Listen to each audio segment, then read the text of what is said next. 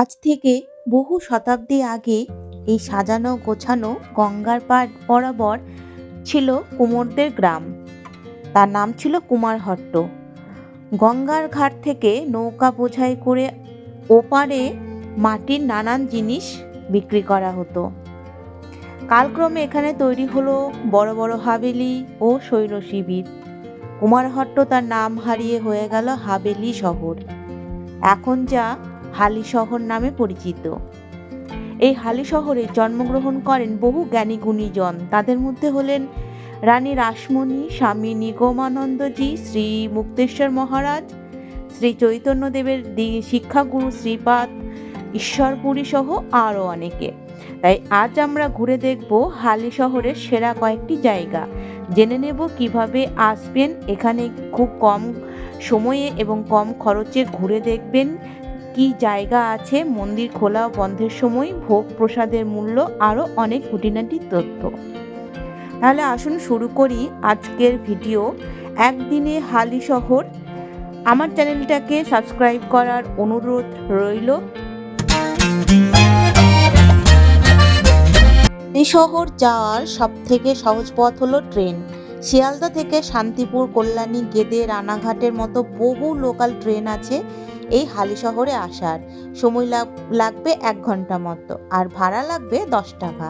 হাওড়া থেকে এলে প্রথমে ব্যান্ডেল নেমে ট্রেন চেঞ্জ করে নৈহাটি আসতে হবে। নৈহাটির পরের স্টেশন হলো হালি শহর। হালি শহর স্টেশন থেকে টোটো ভাড়া করে 10 টাকায় চলে আসুন প্রথমে সিদ্ধেশ্বরী কালী মায়ের মন্দিরে। খুবই জাগ্রত এই মন্দির দেখেই আমরা হালি শহর ভ্রমণ শুরু করব। এই মন্দিরের মা হলেন মা সিদ্ধেশ্বরী। মায়েরা 3 বোন। বড় বোন হলেন মা জগদীশ্বরী, যেটা রামপ্রসাদের ভিটা। আমি এর পরেই দেখাবো সেই মন্দিরটা। মেজ মা হলেন মা সিদ্ধেশ্বরী, ছোট বোন হলেন মা শ্যামাসুন্দরী। রাখি পূর্ণিমার দিন খুব বড় করে উৎসব হয়। মন্দিরের পাশেই গঙ্গার ঘাট। মন্দিরে ঢুকতেই এই প্রথমে এরকম একটা গেট রয়েছে, আর গেট থেকে সরাসরি কিন্তু মায়ের মুখটা দেখা যায়। মন্দিরের সামনেই রয়েছে নাট মন্দির। এখানে কিছু পারলৌকিক কাজ চলছিল। আপনারা যদি এই ভিডিওটা পূর্ণাঙ্গ একটা ভিডিও দেখতে চান, তাহলে আমার চ্যানেলে রয়েছে একটা বড় ভিডিও, আপনারা দেখতে পারেন। এই ভিডিওতে এই মন্দিরের ইতিহাস সম্পূর্ণভাবে বলে দিয়েছি।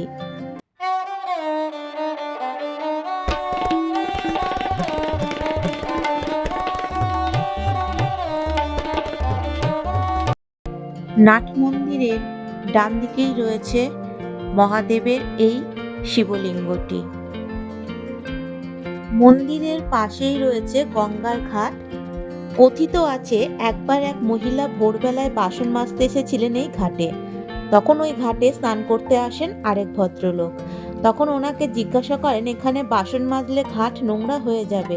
তখন ওই মহিলা বলেন, কিছু হবে না, আমি বাসন মাজা হয়ে গেলেই চলে যাব। এরপর লোকটি জলে নেমে পিছন ফিরে তাকাতে দেখেন মহিলাটি অদৃশ্য হয়ে গেছেন। এর থেকে বোঝা যায় সেদিন মা স্বয়ং নিজেই গঙ্গার ঘাটে এসেছিলেন। এই মন্দিরে ভোগ প্রসাদ দেওয়ার ব্যবস্থা আছে, তবে আগের দিন বলে রাখতে হবে। এরকম কন্টেনারে করে আপনারা পার্সেল করেও নিয়ে যেতে পারেন। কুপন মূল্য 60 টাকা। সিদ্ধেশ্বরী মায়ের মন্দির থেকে বেরিয়ে বাঁ দিকে কয়েক মিনিট হাঁটলে রাস্তার বাঁ দিকে পড়বে এই পুষণ আশ্রম।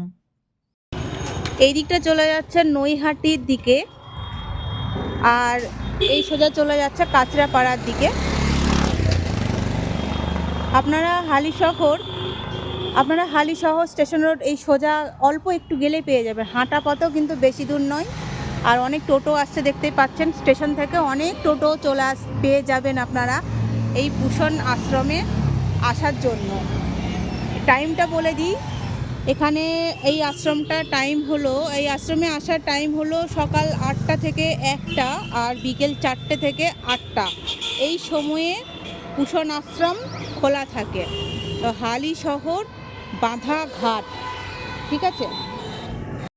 বাইরে থেকে গেট বন্ধ আছে বলে মনে হলেও আশ্রমটি কিন্তু খোলা থাকে, শুধুমাত্র রবিবার বন্ধ থাকে। গঙ্গার ধারে এমন সুন্দর পরিবেশে এই আশ্রমটি দেখার পর আপনার মনে থাকবে বহু বছর। চলুন আশ্রমটিতে প্রবেশ করি।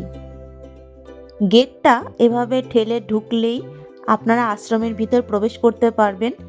আর ঢুকেই দেখছেন সুন্দর একটা শান্ত নিরিবিলি পরিবেশ। সামনেই 25শে ডিসেম্বর আসছে। 25শে ডিসেম্বর কিন্তু খুব বড় যজ্ঞ করা হয় এবং এটা 3 দিন ব্যাপী চলে। আর প্রচুর ভক্তের সমাগম ঘটে, এখানে অনেক অনুষ্ঠান হয়। তো আপনারা আসতেই পারেন এই আশ্রমে। আসলে কিন্তু আপনাদের মন শান্ত হতে বাধ্য।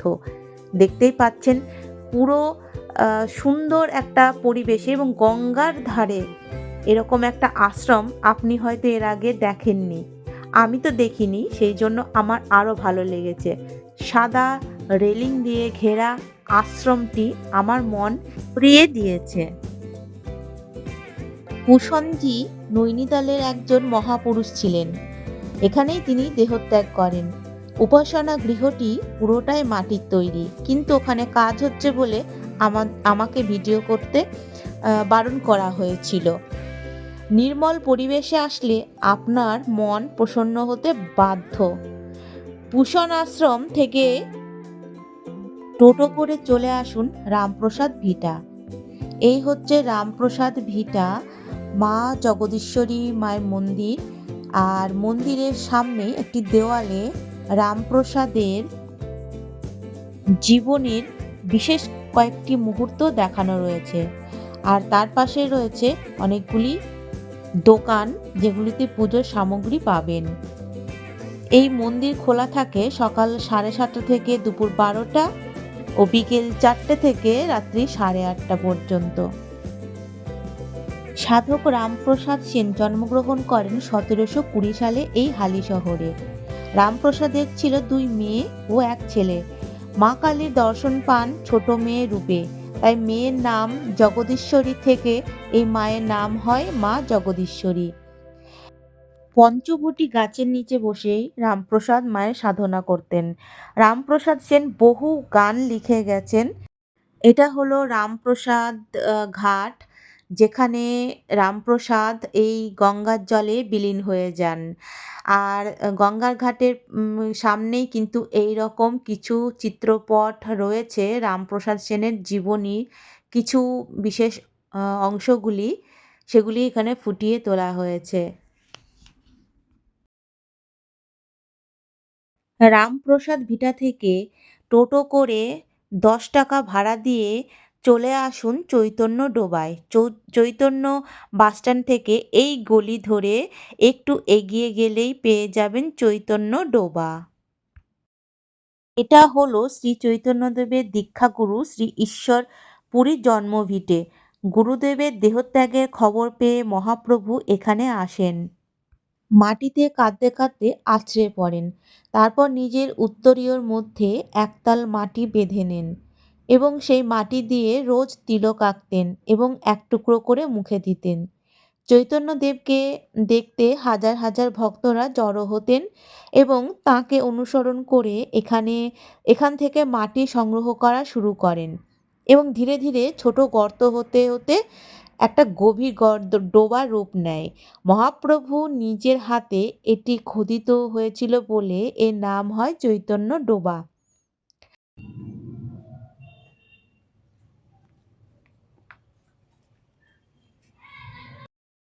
এই হলো সেই ডোবা যেখান থেকে মাটি তুলে মহাপ্রভু তিলক আঁকতেন এবং তাকে অনুসরণ করে তার ভক্তরাও এখান থেকে মাটি তুলতে তুলতে এই ডোবা তৈরি হয়েছে।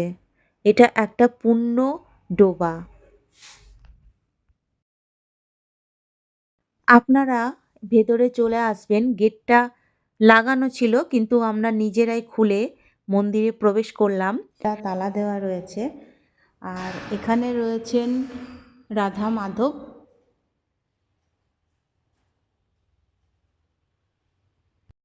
ইনিই হলেন শ্রীপাদ ঈশ্বরপুরী, যিনি চৈতন্যদেবের গুরুদেব ছিলেন। মাঝখানে যিনি রয়েছেন তিনি হলেন গুরুপদ দাস বাবাজি মহারাজ।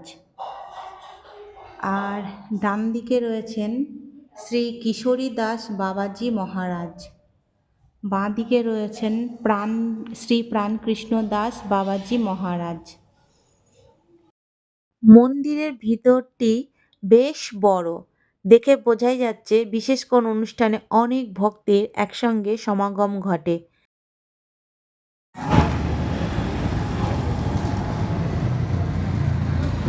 এইদিকে হলো কাঁচরাপাড়া আর এইটা হলো নৈহাটি। নৈহাটির দিক থেকে এসে এই যে চৈতন্য ডোবা বাস স্ট্যান্ড, তার পাশ দিয়েই গেলেই হয়ে যাবে।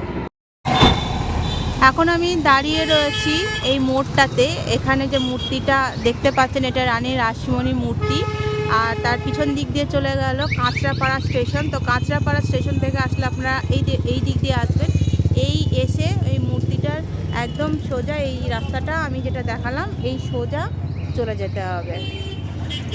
আর হালি শহর হয়ে আসলে এই যে এই রোডটা দিয়ে আসবেন, ওই যে ওখানে লেখা আছে বাগমোড়, ওইটা দিয়ে চলে আসবেন। এখানে ল্যান্ডমার্ক হিসেবে রানী রাসমণির মূর্তিটা দেখলেই হবে। রানী রাসমণি মূর্তির এই দিক দিয়ে এসে এই সোজা চলে যাবেন। চৈতন্য ডোবা বাসস্ট্যান্ড থেকে মাথা পিছু 20 টাকা ভাড়া দিয়ে টোটো করে রানী রাসমণি ঘাট ও মন্দিরে চলে আসুন। হালিশহর রাসমণি ঘাট, যা হালিশহরের প্রাচীন গঙ্গা ঘাটের অংশ, সেটি মূলত সমাজসেবী ও জমিদার রানী রাসমণির স্মৃতি বিজড়িত, যিনি হালিশহরের কোনা গ্রামে জন্মেছিলেন 1773 সালের 28শে সেপ্টেম্বর। মূল মন্দিরটা যাওয়ার আগেই সামনে এই মন্দিরটি পড়ে। এই মন্দিরটি হলো সীতারাম বাবাজির মন্দির। সেখানে একটি বাবাজির মূর্তি রয়েছে। এই হলেন সেই বাবাজি। তারই সামনে আরেকটি সুন্দর মন্দির রয়েছে, যেখানে ভোলেনাথ রয়েছেন, বিরাজ করছেন। মন্দিরটি বাইরে থেকে দেখুন কত সুন্দর আর বেশ পরিষ্কার পরিচ্ছন্ন, ওয়েল মেনটেড। তো মন্দির মানেই তো সেই পবিত্র স্থান। এখানে ভোলেনাথ শিবলিঙ্গ রূপে বিরাজমান। তারই পাশে রয়েছে আরেকটি মন্দির, সেখানে রয়েছেন হনুমানজি, পঞ্চমুখী হনুমানজি। আর তার সাথে রয়েছেন রাম লক্ষ্মণ সীতা, নিতাই গৌর, এই যে রাম লক্ষ্মণ সীতা, শিব পার্বতী। তো মন্দির থেকে বেরিয়ে আসার পর গঙ্গার ঘাটে এরকম প্রচুর দোকান পেয়ে যাবেন।